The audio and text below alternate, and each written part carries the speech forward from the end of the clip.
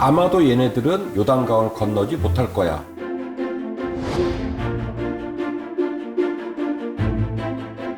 이 오도 가도 못하는 상황이 된 거예요. 졸지에 다 하나님의 명령으로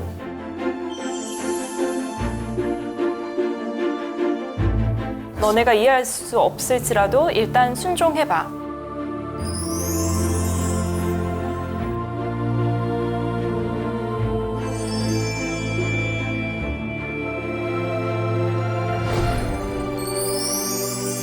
주인 씨 잘 지냈죠? 네, 목사님 건강하셨어요? 네, 예. 우리가 지금 더 깊이 이야기를 계속 진행해 오잖아요.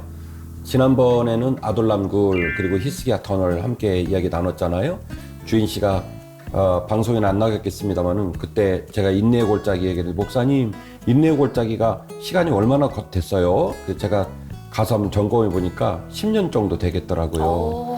그 10년 정도의 세월을 인내로 보냈던 아둘람굴의 이야기를 함께 묵상했고 또 히스기야 터널을 뚫었던 히스기야의 눈물과 또 그 일에 헌신했던 분들 얘기를 나눴는데요. 오늘도 그 이야기보다도 더 재밌는 이야기가 진행이 될 예정입니다. 그러니까요. 더 깊이는 항상 반전이 있는 것 같아요. 전 그때 아둘람굴도 그때 목사님께서 자료를 나눠주지 않으셨으면은 그렇게 작은 굴인지 전혀 생각도 못했을 거예요. 맞아요. 400명 들어가는 굴은 없었다. 그러니까요. 그래서 오늘도 또 뭔가 반전이 있을 것 같습니다. 그렇죠. 자, 오늘은 여리고 얘기를 하려고 해요. 여리고 얘기는 이전 회차도 우리가 여러 번 이렇게 간접적으로 터치를 했습니다. 네, 난공불락의 성이었다고 그렇죠. 말씀해 주셨잖아요. 두개강 얘기할 때도 얘기가 된 적이 있고 네. 선지특집 2회 때에도 잠깐 동안 우리가 이제 요단강 얘기하면서 여리고 얘기를 한 적이 있는데 오늘은 본격적으로 그 여리고 얘기를 좀 진행을 해보려고 합니다. 여리고 얘기를 하려고 하면은 반드시 세트로 나오는 지역이 있는데 길갈이라는 지역이에요. 네. 그리고 이 길갈이라는 지역에 대해서 우리 시청자들이 이렇게 뭐 인터넷을 보면 뭐 여기가 길갈이다, 저기가 길갈이다 이렇게 말씀하시는 경향이 있는데 그렇게 말하는 건 좀 무리가 있습니다. 길갈을 특정하기는 쉽진 않습니다. 그러나 어디쯤이 길갈일 것 같다라는 부분은 뭐 명확하죠. 왜냐하면 구조가 있으니까 요단 서편, 그 다음에 요단 서편에서 보았을 때는 여리고 사이, 그러니까 그 지역을 길갈로 봐야 되는데 이 길갈에서 특별한 이야기가 있어요. 그리고 이 길갈의 이야기를 이해해야 사실은 여리고를 이해할 수 있습니다.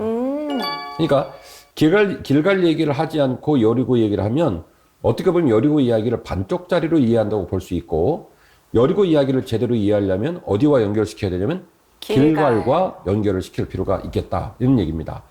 자, 이전 회차 우리가 그 두 개의 강에서 첫 번째 강은 홍해, 두 번째 강은 요단강을 얘기를 했지 않습니까?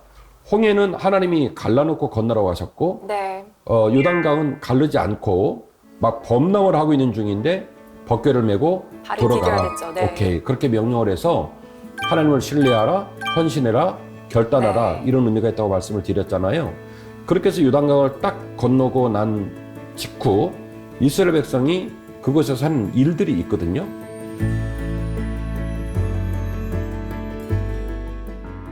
르우벤 자손과 갓 자손과 므낫세 반지파는 모세가 그들에게 이른 것 같이 무장하고 이스라엘 자손들보다 앞서 건너갔으니 무장한 4만 명 가량이 여호와 앞에서 건너가 싸우려고 여리고 평지에 이르니라. 야, 막 와, 드라마틱한 얘기예요. 네. 르우벤 자손하고 갓 자손하고 므낫세 반. 므낫세 반은 므낫세 반이 이름이 아니라 므낫세 지파의 반이니까 네. 므낫세 지파는 반은 요단 동편에 반은 요단 서편에 있는 그런 모양이고 어쨌든 르우벤 갓 므낫세 반 지파가 요단 동편에 이분들이 이제 뭐가 많았냐면 육축에 많았는데 요단 동편에 일단 땅을 분배를 받았어요. 그러니까 이 사람들이 요단강을 건너고 싶은 마음이 있겠어요, 없겠어요? 없죠. 없겠죠. 그러자 모세가 엄중히 얘기하죠. 가나안 땅 입성은 우리 모든 민족의 숙명이고 소원이다.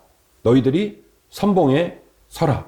그래가지고 이 세 지파가 선봉에 서겠다는 약속을 지켰던 얘기를 방금 읽어주신 네. 거예요. 그러니까 자기 형제와 아내와 부모와 자녀를 다 땅에 내려놓고 그리고 가지고 왔던 집기를 내려놓고 손에는 칼을 들고 창을 들고 무장을 하고 그리고 민족을 위해 다시 말하면 요단강을 건너서 우리가 다시 살아올지 죽을지를 알지 못하는 상황 속에서 결연히 선봉에 서겠다고 약속하고 그들 모두가 이제 같이 요단강을 건넜는데 건너가지고 무장한 상태, 즉시 싸움을 할 수 있는 상태가 무려 몇 명이었냐면 4만 명 정도 되었다. 이렇게 얘기를 하고 있습니다. 자, 그런데 이 4만 명이 이제 말씀을 하세요.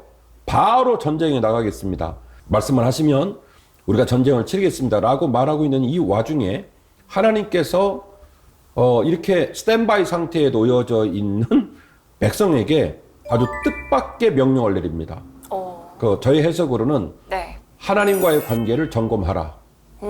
하나님과의 관계를 점검하라 라고 하는 명령을 내리게 되는데 같이 한번 우리 주인 씨가 읽어주시길 바랍니다.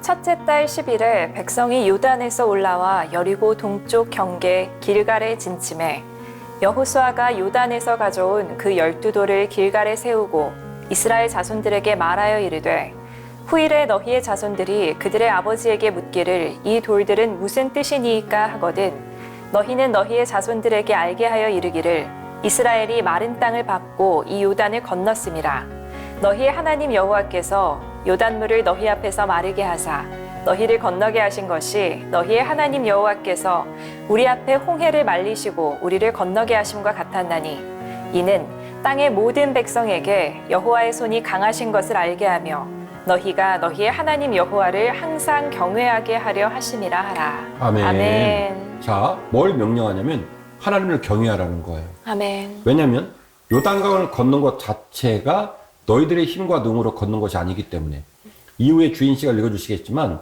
여호수아 5장으로 넘어가는 본문을 읽어주실 텐데 거기 보면 거기 아모리 족속과 가나안 족속 사람들이 정신을 잃어버렸다. 정신이 혼미할 정도로 그들이 두려워했다. 이렇게 나오는데 그 이유는 뭐냐면 아마도 얘네들은 요단강을 건너지 못할 거야.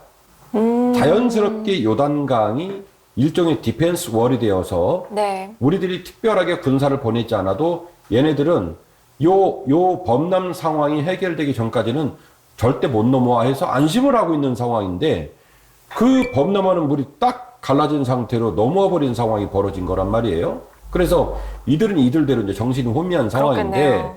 문제는 여호와께서 여호수아를 통해서 이야기한 건 뭐냐면 이 모든 일들이 너희들이 한 일이 아니라 내가 주권을 가지고 너희들을 건너게 했다는 것을 기억하라는 거예요. 아멘. 그래서 12지파의 돌을 세우고 그리고 그 땅 가운데서 하나님께 영광을 돌리게 하고 그 영광을 돌리게 한 돌들을 후손들로 보게 할 때마다 기억하라는 거예요. 하나님께서 우기로 범람하는 요단강을 마르게 하셨어. 마른 땅을 건너게 하셨어. 이걸 기억하라. 이렇게 요구를 하고 있는 것이죠.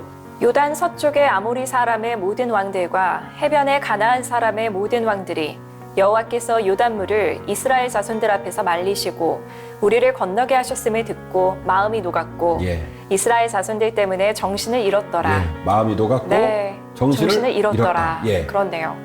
그때 여호와께서 여호수아에게 이르시되 너는 부싯돌로 칼을 만들어 이스라엘 자손들에게 다시 할례를 행하라 하시매 여호수아가 부싯돌로 칼을 만들어 할례산에서 이스라엘 자손들에게 할례를 행하니라. 여호수아가 할례를 시행한 까닭은 이것이니 애굽에서 나온 모든 백성 중 남자 곧 모든 군사는 애굽에서 나온 후 광야길에서 죽었는데 그 나온 백성은 다 할례를 받았으나 다만 애굽에서 나온 후 광야길에서 난 자는 할례를 받지 못하였습니다. 이스라엘 자손들이 여호와의 음성을 청종하지 아니하므로 여호와께서 그들에게 대하여 맹세하사 그들의 조상들에게 맹세하여 우리에게 주리라고 하신 땅 곧 젖과 꿀이 흐르는 땅을 그들이 보지 못하게 하리라 하시매 애굽에서 나온 족속 곧 군사들이 다 멸절하기까지 40년 동안을 광야에서 헤매었더니 그들의 대를 잇게 하신 이 자손에게 여호수아가 할례를 행하였으니 길에서는 그들에게 할례를 행하지 못하였으므로 할례 없는 자가 되었음이었더라.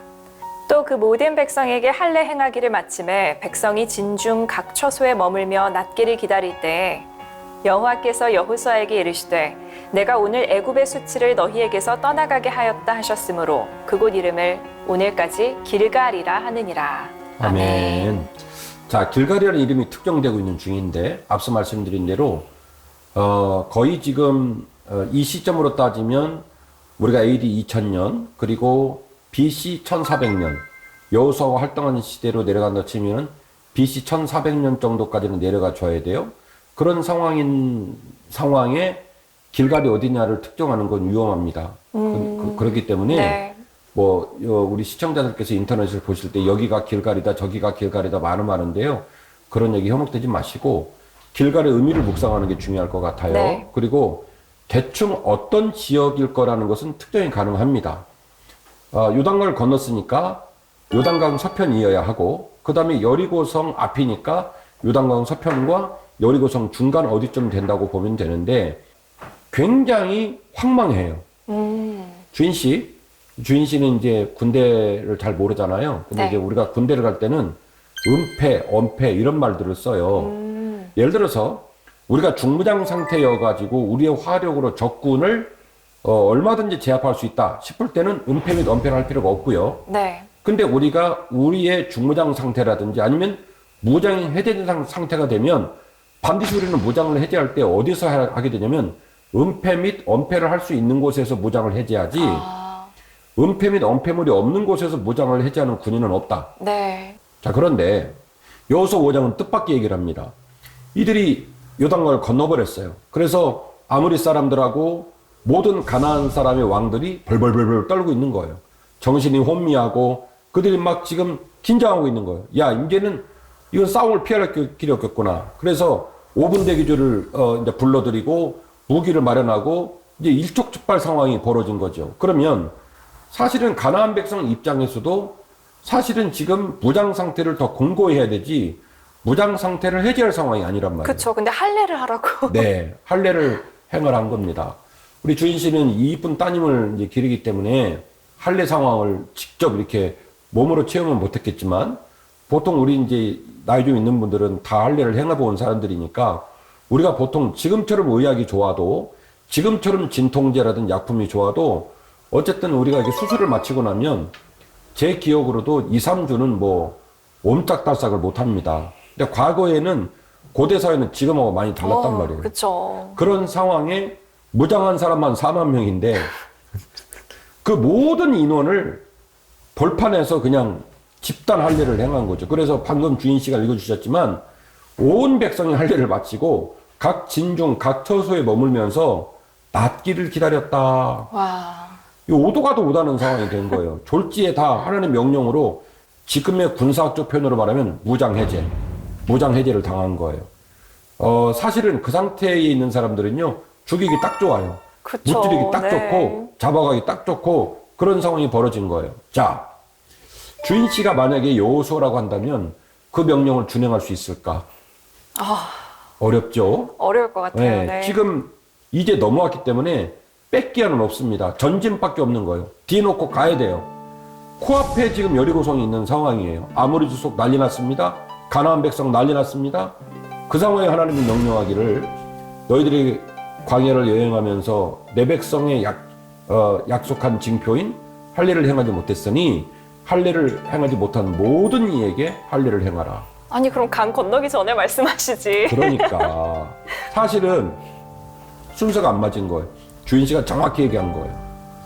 그러니까 이 얘기를 거꾸로 말하면 하나님께서는 이 할례 사건을 통해서 정치적으로 혹은 군사적으로 무엇이 타당하느냐는 그 기준을 가지고 할례를 명령한 게 아니라 사실은 하나님께서는 메시지를 주려고 했다는 거예요. 더 깊이 이야기꾼인 제 입장에서 본다면 하나님께서 이것을 논리적이고 합리적이고 군사학적으로 본다면 요단강을 건너기 전에 야 얘들아 니네 내 백성인데 할례 행해야 되는데 어쨌든 지금은 요단강이 지켜주고 있으니 범람하고 있지 않니? 안전해. 니네도 못 건너가지만 쟤네도 못 건너오니까 지금 하자. 그러니까요. 라고 해서 미리 해놓고 회복을 시키고 그리고 요단강을 건너는 게 맞습니다. 그런데 하나님이 이걸 거꾸로 했단 말이에요. 그 말은 제가 볼 때는 하나님이 어리석은 판단을 한 게 아니라 메시지가 있다. 그게 바로 뭐냐면 적과 꿀이 흐르는 약속의 땅이라는 의미를 생각해야 돼요. 이 땅은 네. 내가 너에게 주기로 약속한 땅이야. 이 땅에 사는 방식. 그래서 저는 이것을 소위 생활교육이라고 말하는 거예요. 제 표현으로. 생활교육. 주권을 이양하고 그리고 삶의 자리에서 그 주권을 따라 사는 방식을 몸으로 배우게 하는 거죠. 아. 그래서 요단 서편에 와서 하나님께서 할례를 행하라. 논리적으로 안 되죠. 군사학적으로 안 되죠. 이거 했다가는 이거 우리 다 죽을 수 있습니다. 지금 빼게 돼야 안 돼요. 안 되죠. 범람하고 있는 중이니까 그 상황에 하나님께서 그들에게 뭘 명령하냐면 본문의 문장으로 말하면 할례지만 제 표현으로 하면 무장 해제. 거의 자살 행위 같아요. 네, 니네 무장 해제해. 그러니까 그 말은 무장 해제해가지고 니네가 죽든지 아니면 나의 은혜로 그 무장 해제 상태인 너희들의 몸을 지키고 민족을 지켰을 때 이 땅이 하나님이 약속하신 땅이구나라고 하는 증거를 보게 될 거라는 거예요. 자, 제가 왜 이렇게 흥분해서 얘기를 하느냐? 출발은 여리고성이 우리 여리고편 옛날에 그 바디메오 얘기할 때 종려나무 쫙 얘기했잖아요. 네. 그 종려나무 말했던 종려나무가 보일 거예요. 그리고 우측으로 쭉 돌아가지고 뒤쪽으로 보면 지금으로 말하면 요단 동편 요 모습을 보여드릴 텐데 그 모습이 너무너무 황량합니다. 그러니까 영상을 보고 얘기를 들어보면 좀 더 실감이 나요. 한번 볼게요. 네. 저쪽이 지금 여리고 쪽이에요. 종려나무 있고 오른쪽으로 돕니다.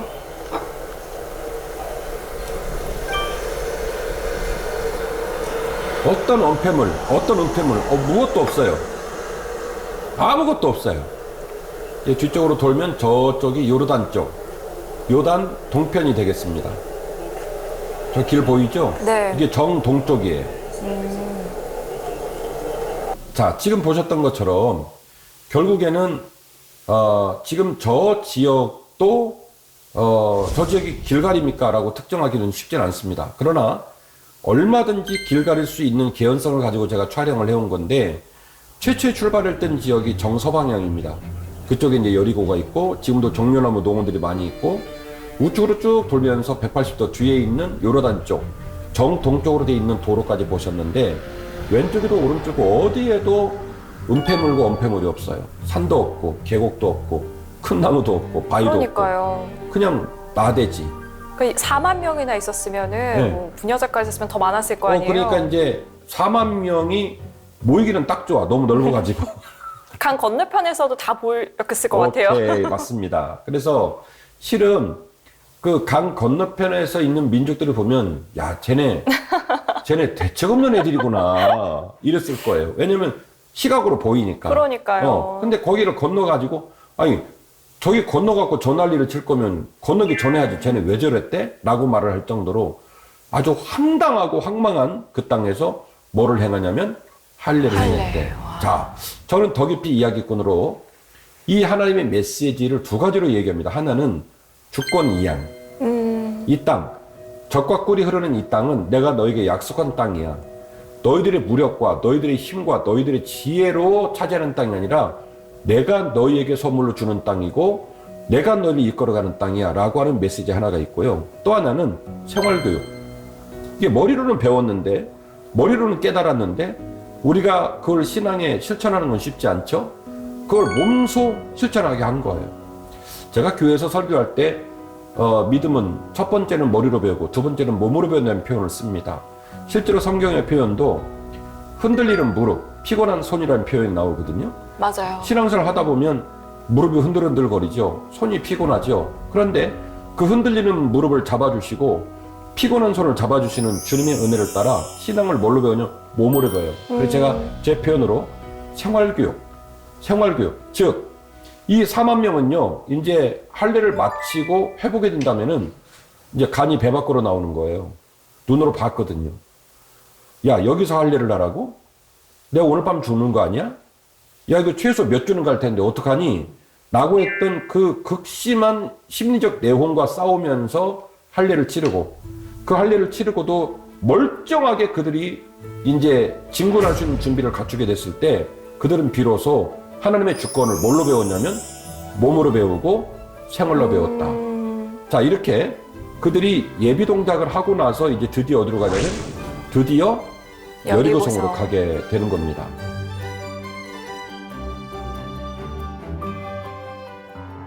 네겝에 거주하는 가나안 사람 곧 아라세 왕이 이스라엘이 아다림 길로 온다 함을 듣고 이스라엘을 쳐서 그중 몇 사람을 사로잡은지라. 이스라엘이 여호와께 서원하여 이르되 주께서 만일 이 백성을 내 손에 넘기시면 내가 그들의 성읍을 다 멸하리이다. 여호와께서 이스라엘의 목소리를 들으시고 가나안 사람을 그들의 손에 넘기심에 그들과 그들의 성읍을 다 멸하니라.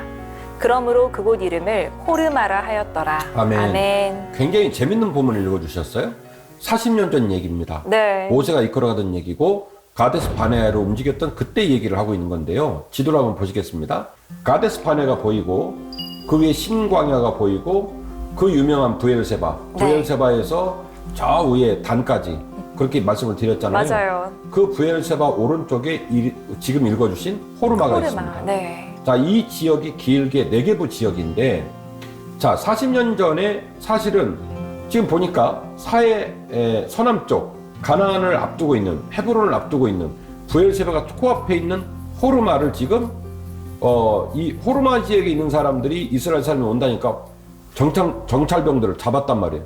그 예를 듣고 모세가 눈물로 기도하기를 하나님 원하신다면 그 땅을 주세요 라고 해서 지금 주인 씨가 읽었는데 호르마 땅을 차지했다고 나오지 않습니까? 네. 그러니까 어떻게 보면 이게 참 재밌는 얘기인데 호르마 땅을 40년 전에 모세가 차지했다는 얘기는 그대로 밀고 올라가면 돼요.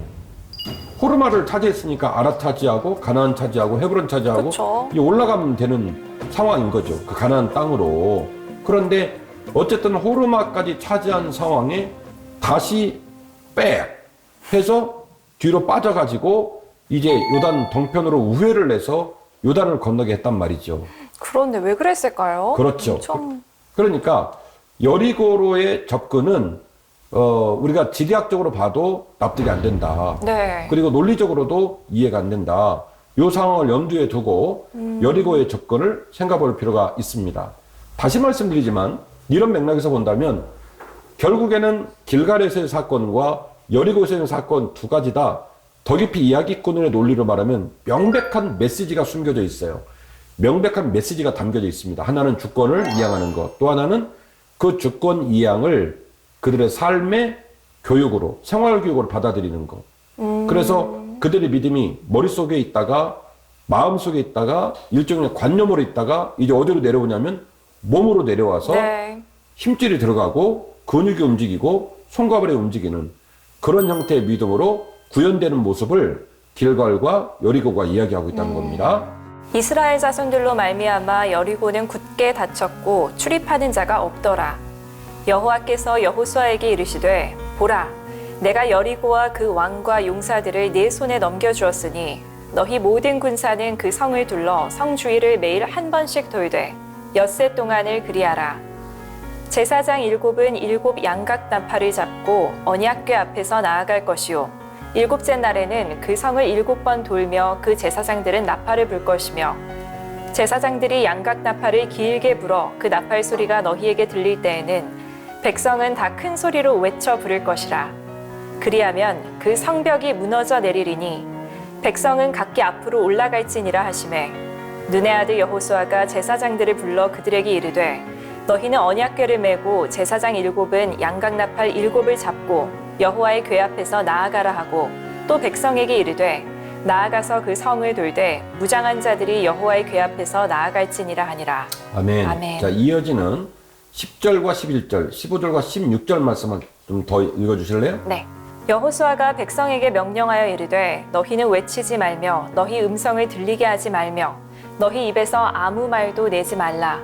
그리하다가 내가 너희에게 명령하여 외치라 하는 날에 외칠지니라 하고 여호와의 궤가 그 성을 한 번 돌게 하고 그들이 진영으로 들어와서 진영에서 자니라. 7째 날 새벽에 그들이 일찍이 일어나서 전과 같은 방식으로 그 성을 7번 도니 그 성을 7번 돌기는 그날뿐이었더라. 7번째에 제사장들이 나팔을 불 때에 여호수아가 백성에게 이르되 외치라. 여호와께서 너희에게 이 성을 주셨느니라. 아멘. 자, 여리고성을 무너뜨리는 사건을 좀 읽어주셨는데 여기서 우리가 기억해야 될 중요한 단어가 방식이에요. 방식. 하나님께서 여리고성을 무너뜨릴 때 뭘 요구하냐면 하나님 스타일, 방식을 얘기하는 거예요. 네. 무력으로 무너뜨리는 게 아니라 내가 너에게 요구한 방식을 지켜 이 얘기입니다. 지금 방금 읽어주신 10절과 11절 말씀 보면 그 방식 중에 키포인트가 뭐냐면 소리를 내지 말라는 거예요. 그러니까요. 소리 내지 마. 그런데 이따가 제가 영상을 보여드리고 여리고성에 지금 이제 발굴되어진 그 토성을 좀 보여드릴 거예요. 그리고 여리고성의 스펙을 말씀드릴 텐데 네. 전체적으로 봤을 때 고가 한 20m 정도 되는 아주 높은 성이었어요. 그러면 그 높은 데서 밑에를 쳐다볼 때 밑에 사람이 얼마나 불안감을 느끼겠습니까? 근데 거기를 어쨌든 무기를 든 자가 움직이긴 하지만 그 무기를 쓰지 말라는 거예요. 네. 제사장이 양강을 들고 법궤를 메고 그리고 거기를 도는데 소리를 내라, 소리를 내지 마라. 소리를 내지 마라. 하루에 한 번씩 돌아라. 네. 마지막 7번째를 달은 7바퀴를 돌아라. 7바퀴 중에 마지막 바퀴를 돌고 소리를 내라 말할 때 마지막에 소리를 내라. 그러면 성이 무너질 것이다. 그 주인 씨가 여성이지만 한번 상상을 해봐요. 전략가로 봤을 때 전술 및 전략을 말할 때 이게 말이 됩니까 지금? 전혀요. 네, 이건 정신 나간 모습이에요. 그러니까 길갈의 명령하고 지금 명령이 똑같은 궤로 진행이 되는 거예요. 그 큰 성 여리고성 앞에 섰습니다. 백성들은 지금 죽기 아니면 살깁니다. 그런데 그 성을 가서 돌라는 거예요. 벗겨 메고 양강나팔 들고 그리고 무기를 찬 자들 앞에 서기는 하나 절대 무기 꺼내지 말고 그리고 소리도 내지 말고 돌라는 거예요. 시위를 하라는 거죠. 시위를. 그렇게 시위를 7일 동안 하고 7일째는 7바퀴를 돌고 소리를 질렀을 때 여리고성이 무너지게 되는 일이 벌어지게 됩니다.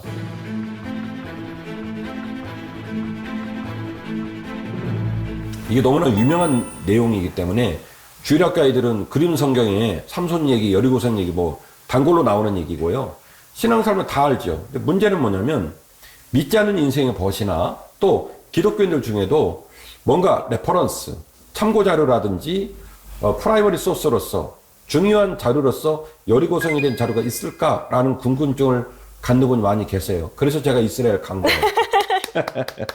가서 찍어왔는데 네. 지금은 어떻게 되어 있냐면 여리고성은 3번에 걸쳐 발굴이 되어졌고 너무 오래전 얘기입니다. BC 1400년 전 얘기니까 그래서 사실은 건물의 형태나 비교적 제가 다른 곳 찍어온 만큼의 유적이 남아있지는 않습니다만은 그러나 안쪽 기단부는 이미 땅속에 묻혀있기 때문에 파고 들어가면 다 나오는 상황이고 곡식들이 많이 발견이 되었고 위에는 토성으로 되어 있는데요. 그 토성의 규모가 남달라요. 한번 보도록 하겠습니다. 네. 지금 꼭대기를 제가 걸어가는 상황이고 저 맞은편이 지금 여리고성 안쪽에 있는 마을들이에요.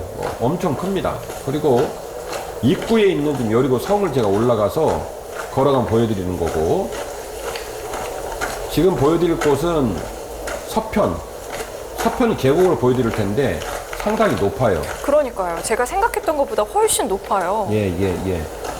좀 우리 밑에서 위에서 내려다보는 느낌들을 좀 생각을 좀 해봐야 되는데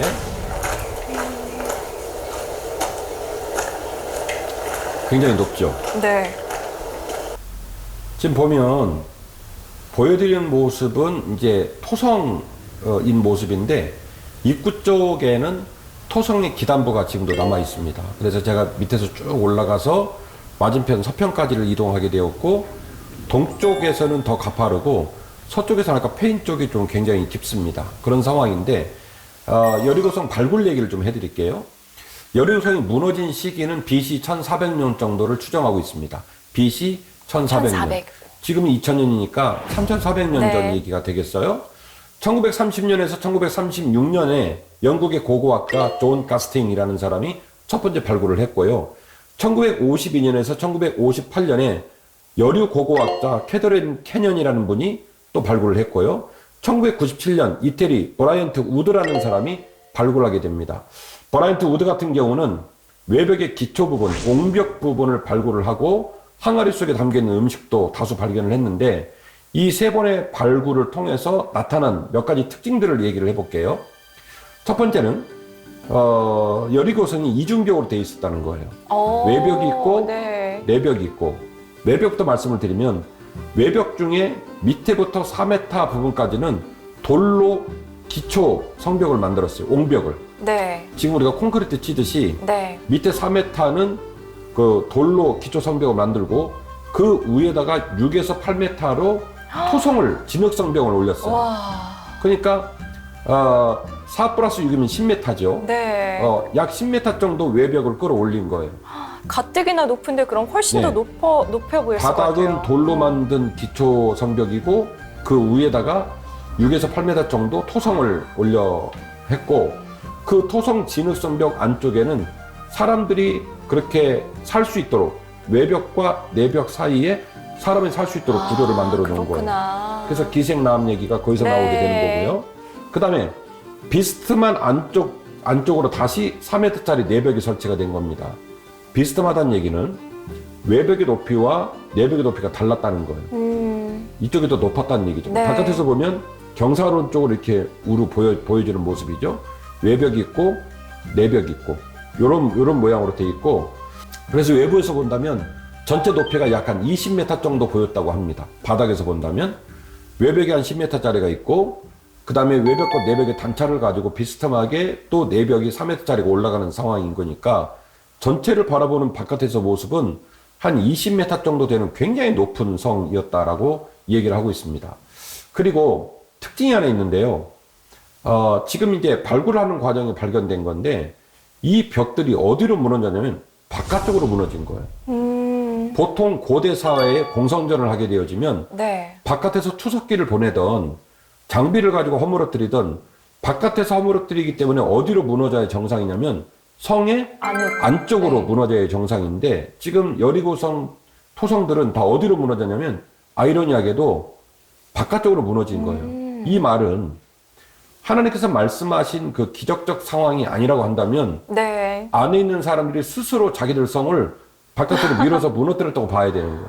그렇네요. 특징이 하나가 있는데 하나는 성벽이 바깥으로 무너졌다라는 부분하고 또 하나는 많은 곡식이 발견되는데 불에 탄 곡식, 밀, 보리, 콩, 양파, 대추야자, 가루반죽 이 모든 것들이 약 220리터 정도가 발견이 된 거예요. 보통 공성전을 했을 때는 곡식이라는 곡식이 남아나지 않습니다. 네. 우리가 보통 이제 아수르 이야기, 사마리아 성 이야기, 예루살렘 이야기 그동안 많이 얘기할 때 얼마나 힘들었는지 그 사마리아 성 같은 경우는 운동병 그 병자들이 이러고 굶어 죽느니 그냥 나가보자 해가지고 그랬던 얘기도 우리가 나눴지 않습니까? 네. 공성전을 하게 되면 성 안에는요 물은 그나마 있을까 곡식은 남아나질 않아요. 그런데 지금 제가 명단을 말했잖아요.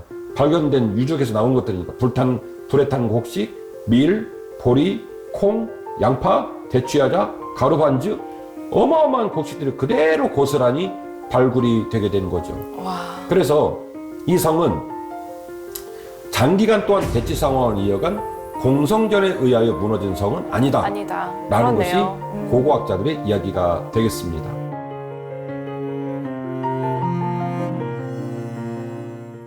여리고성 얘기는 우리가 더 깊이 이전편에 나왔던 얘기가 신약성경 얘기도 많아요.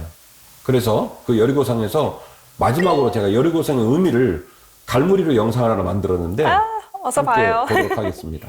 1세대 60만 대군 여호수아와 60만 대군의 백성들이 이곳을 통과해서 가나안 땅을 들어가게 됐습니다. 난공불락의 성 여리고성 이 성에 제가 성터 위에 지금 있고요. 이후에 신약 성경에는 삭개오 이야기, 돌 무화과나무 위에 올라갔던 삭개오 이야기, 그리고 소경 바디메오, 시각장애인 바디메오 이야기 등 뜻깊은 이야기가 많은 곳입니다. 여리고에 와 있고요. 사해의 서북쪽 끝에 여리고성이 있습니다. 마이너스 210m 정도 되고요.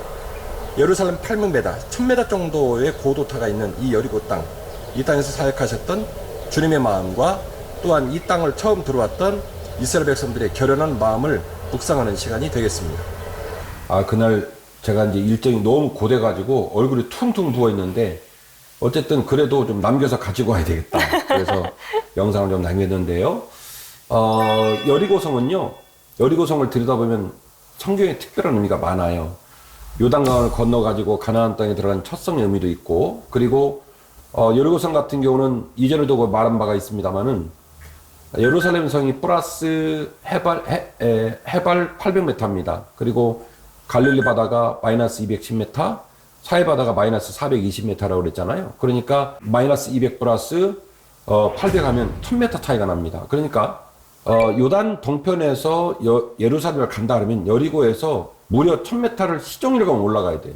와. 그리고 예루살렘에서 여리고를 올라치면 무려 1000m를 시종일관 내려와야 되는 거예요. 그러니까 사실은 굉장히 고단한 도정인데 그 여리고를 주님이 찾아가시면서 우리에게 주는 뜻깊은 메시지가 다 있단 말이에요. 삭개오도 여리고에서 여리고 성의 세리장. 그래서 삭개오를 만나주신 그 돌 무화과나무가 지금도 가면 있습니다. 지난번에 보여드렸던 네. 대로. 그리고 또 시각장애인 바디메오. 그 바디메오가 주님을 만나서 다윗의 자손이여 나를 불쌍히 여기소서 막 옆에 주변 사람들이 조용히 해 그랬잖아요. 바디메오가 더 소리를 질러서 주님께 고침을 받고 주님을 따랐던 얘기를 읽게 되었는데, 이처럼 여리고성은요 어떻게 보면 갈릴리의 서북 쪽에 있는 작은 마을처럼 보이는 성인데 성경 이야기로는 뜻깊은 이야기가 너무 많이 담겨져 있고, 그 안에 예수님이 시절에도 더 내려가면 구약성경 시절에도 제가 더 깊이 이야기꾼으로서 꼭지를 뽑으면 두 가지 꼭지라고 그랬죠. 하나는 주권이양, 또 하나는 생활교육. 네. 생활교육. 그래서 주권이양과 생활교육의 전형을 보여줬던 믿음의 땅 여리고 이야기를 함께 네. 나누어 봤습니다.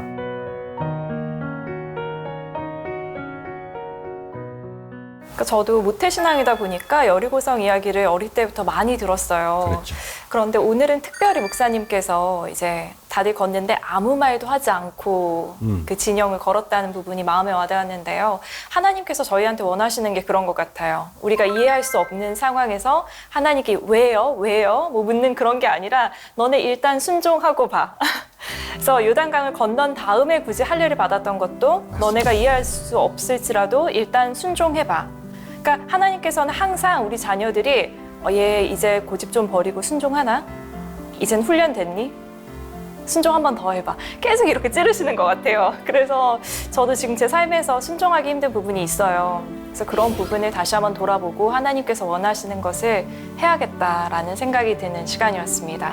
길갈의 생활교육, 여리고의 생활교육, 그리고 그것을 기반으로 해서 드디어 가나안 땅을 점령하게 되는 거죠. 아멘. 그래서 이 여리고성에 담긴 특별한 의미들을 우리 모두가 묵상을 하고, 길갈에서 그리고 여리고에서 똑같은 발걸음을 걸었던 믿음의 선배들의 발걸음을 우리도 이어갔으면 좋겠습니다. 아멘. 오늘도 함께해 주셔서 고맙습니다. 감사합니다. 다음 주에 봬요.